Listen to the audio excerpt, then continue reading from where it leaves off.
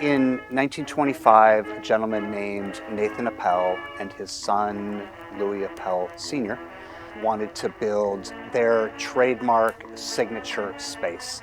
And they built that right down here at the corners of North George and Philadelphia Streets in downtown York, the Strand Theatre.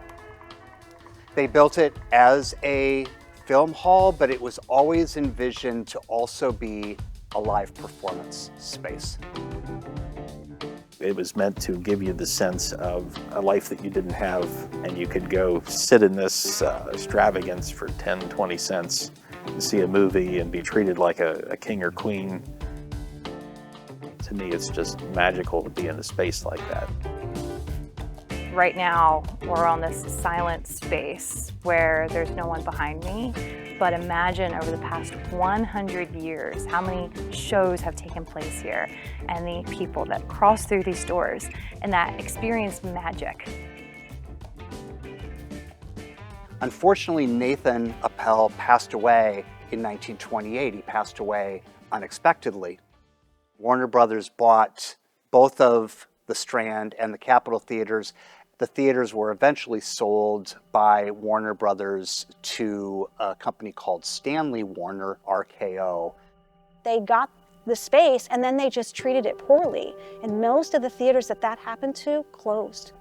And many of its like are gone now.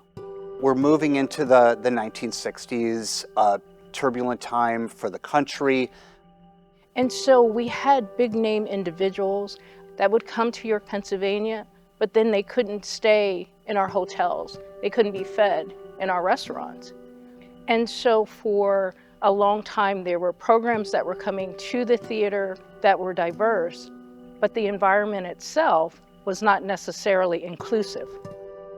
And it became a very difficult time for theaters such as ours to operate. This was also the time that the first megaplexes in terms of film theaters with multiple screens were being built, and the doors were closed. It was cold, it was dark, there was no heat, there were birds flying around. I had a tour of the place before it opened, before the remodel in '80, and the place was a wreck. The main hurdles were, of course, raising that much money, which was, I think only the York Hospital had raised more money in the community up to that time. The alternative was tearing it down and making it a parking lot, which was not something that was acceptable to us. With Louis' direction and leadership and bringing in people like Ann and Ben Hoover, they really saved the theater because they believed that a strong center core for York County was York City. And if York City survived, the rest of the county would thrive as well. I think we all recognize that quality of life in any community is dependent upon having the arts, both the performing arts as well as the visual arts. And the community responded, and we raised the $1.25 million for the restoration.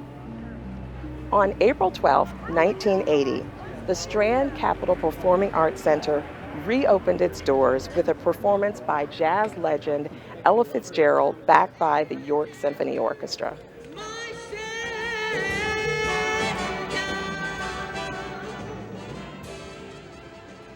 This is a top-notch theater. The sound is spectacular. The appointments are better than most, and it's a much cleaner theater. And I think that speaks volumes to the leadership that's here today and has been here in the past. The really big renovation was back in the early 2000s. So to be able to accommodate the newer shows, we needed a larger theater. To be honest, if we wouldn't have remodeled in 2000, we wouldn't be getting shows. Now that is not an issue.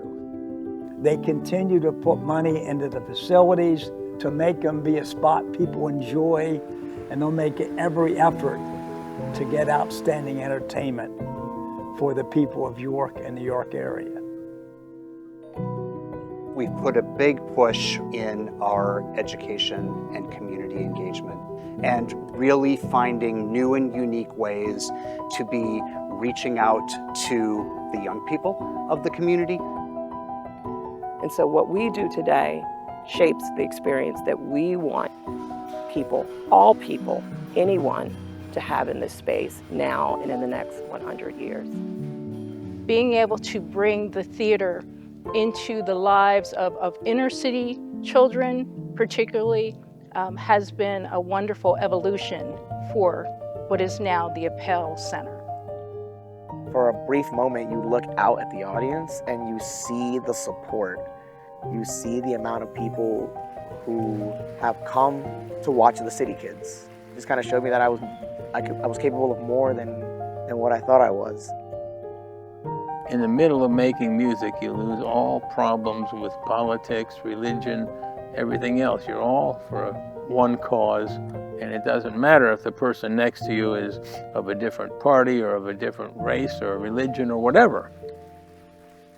It must be okay. We keep coming back. This is our 26th year of volunteering. We enjoy it. They treat us very well. They treat us well. It has become a safe place for so many people. You know, I think this is something that we need to preserve, something we need to cherish. And the more that we continue to remember and remind ourselves that this could not be if we just don't pay attention, the more we remember why we want it and we step up and take care of it.